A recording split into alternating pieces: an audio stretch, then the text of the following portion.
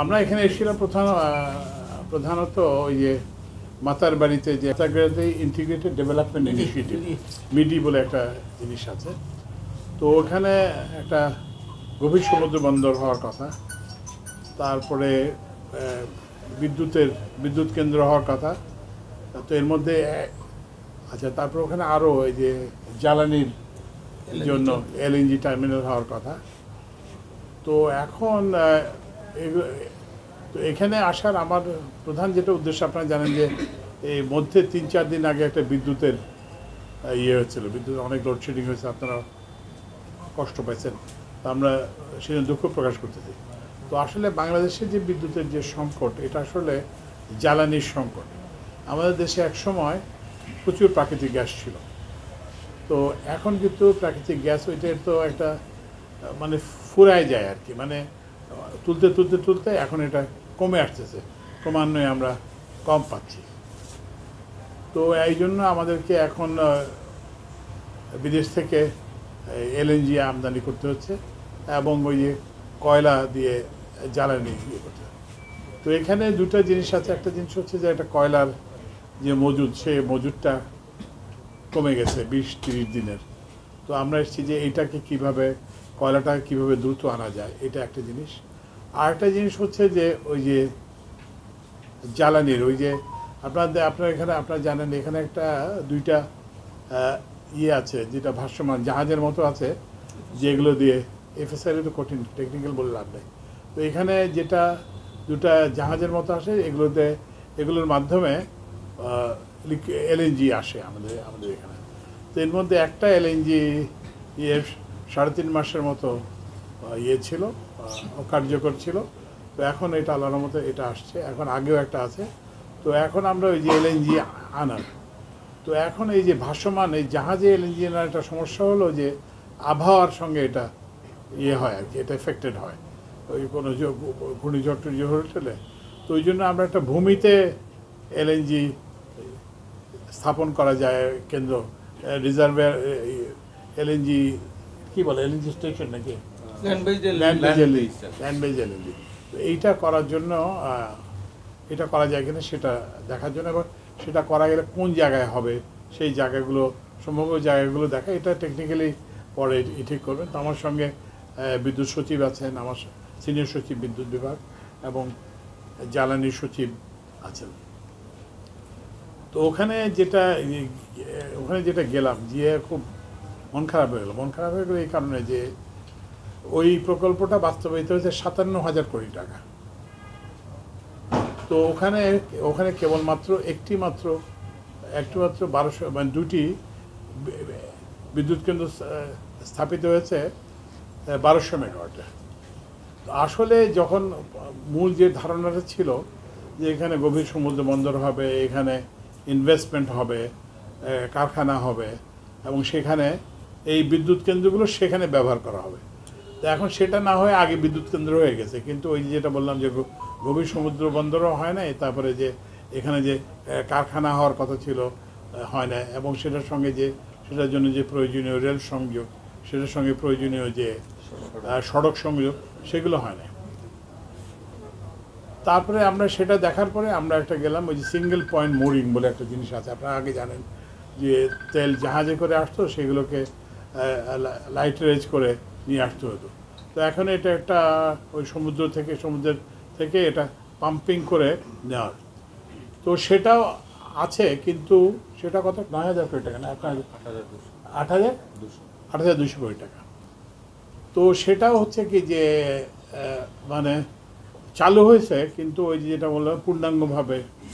তো আমাদের এখানে একটা যেটা দুঃখের সঙ্গে লক্ষ্য করেছে যে একটা প্রকল্প বিলাস, যে আপনি 57,000 কোটি টাকা, তারপরে 8,000 কোটি টাকা যে প্রকল্প হচ্ছে, যদি আপনি জিজ্ঞেস করেন যে এই প্রকল্পের সাধারণ মানুষ কীভাবে উপকৃত হচ্ছে, সেইটা কিন্তু খুব বেশি না। যারা এই যে শুধুমাত্র যদি 1200 মেগাওয়াট বিদ্যুৎ উৎপাদনের জন্য যদি 57,000 টাকা খরচ হয়, তাহলে তো মানুষ উপকৃত হচ্ছে না। কারণ তো এইটা থেকে আমাদেরকে বেরোয় আসতে হবে। আমি আমার শিক্ষক এবং আমাদের যে পরিকল্পনা উপদেষ্টা প্রফেসর ওয়াহিদুদ্দিন মাহমুদ এবং আমাদের যে অর্থ উপদেষ্টা, উনি আমার শিক্ষক ডক্টর সালেউদ্দিন আহমেদ। তো আমরা বসবো যে যে এখানে এই যে মেগা প্রকল্প একটা আমাদের একটা আসক্তির মতো হয়ে গেছে, যে যা কিছু বড় তাই ভালো, এইটা না। কিন্তু ওখানে ধরেন মানুষ তো সাধারণ মানুষ অনেক জায়গায় অনেক ছোটোখাটো একটা রাস্তা রিপেয়ার করলে মানুষের অনেক উপকার হয়। তারপরে এই যে কক্সবাজারে একটা কুতুবদিয়াতে যাওয়ার জন্য যদি একটা ফেরির ব্যবস্থা করতে পারি মানুষের উপকার হয়। তারপরে মহেশখালীতেও যাতায়াতের যদি অন্য আমরা ব্যবস্থা করতে, ছোট ছোট প্রকল্প নিলে কিন্তু মানুষ অনেক বেশি সরাসরি উপকৃত হয় আর কি। তো ওই জন্য আমাদের এখানে যেটা সমস্যা দেখতেছি সেটা হচ্ছে যে বড় প্রকল্প হচ্ছে সেটার অনুযায়ী মানুষ উপকৃত হচ্ছে, আর মানুষ উপকৃত না হলে যেটা সমস্যা হচ্ছে যে আপনার তো এগুলো তো ঋণের প্রকল্প, ঋণের টাকা দিয়ে এইসব প্রকল্প করা হয়েছে। তো এগুলো তো ঋণ পরিশোধ করতে হবে। তো ঋণ পরিশোধটা কে করবে? এটা তো সাধারণ মানুষের একটা টাকা দিয়ে এই ঋণ পরিশোধ করতে, ট্যাক্সের টাকা দিয়ে, কিংবা ধরেন একটা যদি ফিলের এই যে বিদ্যুৎ বিক্রি করার যে টাকা, কিংবা অন্য যেসব এলএনজি, এই যে গ্যাস, বাসাবাড়িতে গ্যাস চলে। তো এগুলো যদি না হয়, এই উপকারগুলো যদি সাধারণ মানুষের যদি উপকার না হয়, তাহলে এই ঋণ দিয়ে প্রকল্প নিয়ে তো আমাদের দায়ভার শুধু বাড়তেছে। এখন আমাদের তো যে অবস্থাতে আমরা দাঁড়াইছি যে আমাদের এখন আমরা এইসব যে প্রকল্পে, যেমন আমরা বিদ্যুৎ কেনার জন্য আমাদের কাছে পর্যাপ্ত টাকা নাই। তারপরে বিদেশির থেকে বিদ্যুৎ কেনা, বিদেশ থেকে জ্বালানি কেনার, এগুলোর জন্য আমাদের কাছে পর্যাপ্ত ডলার নাই। তো এটার মূল কারণ হচ্ছে ওইটা যে আপনার ওই যে প্রকল্প থেকে যে বেনিফিট, মানুষের যে উপকার হওয়ার কথা যেসব, আর ওই একটা বিচ্ছিন্নভাবে বললাম না এখানে ওই যে যেখানে অনেকগুলো জিনিস হওয়ার কথা ছিল সেখানে একটা জিনিস হয়েছে।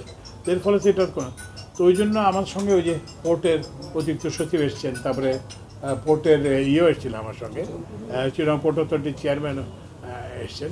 তো ওনাদেরকে বলছে যে আপনারা ওই ডিপ সি পোর্টের দরকার। আমাদের চিটাগং পোর্টের তো একটা ধারণ ক্ষমতা যেটা, সেটাতে উপচে পড়তেছে, এবং ওখানে আবার এখান দিয়ে আসলে তো মানুষ বড় জাহাজ আসতে পারবে। এখানে তো ড্রাফট বেশি, চিটাগং পোর্টের তো মানে গভীরতা কম।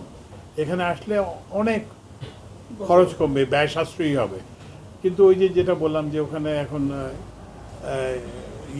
ইয়ের কাজই শুরু হয়নি, কি বলে যে গভীর সমুদ্র বন্দরের কাজই শুরু হয়নি। শুরু হলেও তো এটা কত বছর লাগবে।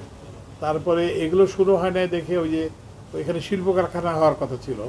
তো এখন আপনি এখান থেকে এত দূরে ঢাকায় যে বিদ্যুৎ ব্যবহার করা হচ্ছে, কিংবা চট্টগ্রাম শহরে নিয়ে বিদ্যুৎ, তো এতে তো অনেক ট্রান্সমিশন লস হচ্ছে।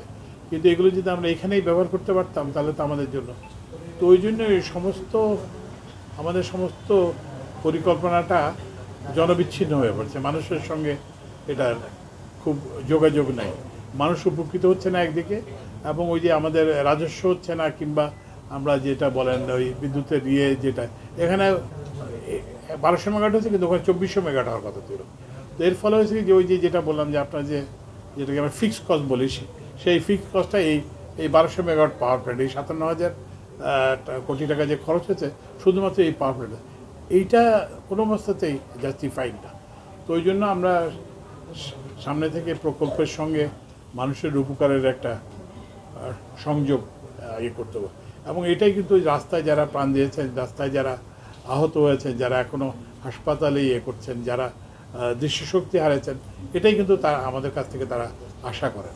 আমরা সেই আশাটা পূরণ করার জন্যই এখন এখান থেকে দেখে যাচ্ছি, এবং এটা কিভাবে করা যায় সেটার জন্য আমরা অর্থ উপদেষ্টা এবং পরিকল্পনা উপদেষ্টার সঙ্গে বসে আমরা এটার কি করা যায়, এবং এখান থেকে প্রয়োজন হলে এইসব ব্যয়বহুল প্রকল্প একটু কমিয়ে সাধারণ মানুষের উপকার হয় ছোটোখাটো প্রকল্প, যেগুলো 100-200 কোটি টাকা দিয়ে, হাজার কোটি টাকা প্রয়োজন হবে না, 10 কোটি টাকা, 50 কোটি টাকা, 20 কোটি টাকা, 100 কোটি টাকা, 200 কোটি টাকা দিয়ে যেই সব প্রকল্প হয়, যেগুলোতে মানুষ অনেক বেশি উপকৃত হবে, আমরা সেই সব প্রকল্পের দিকে আমরা মনোযোগী হব।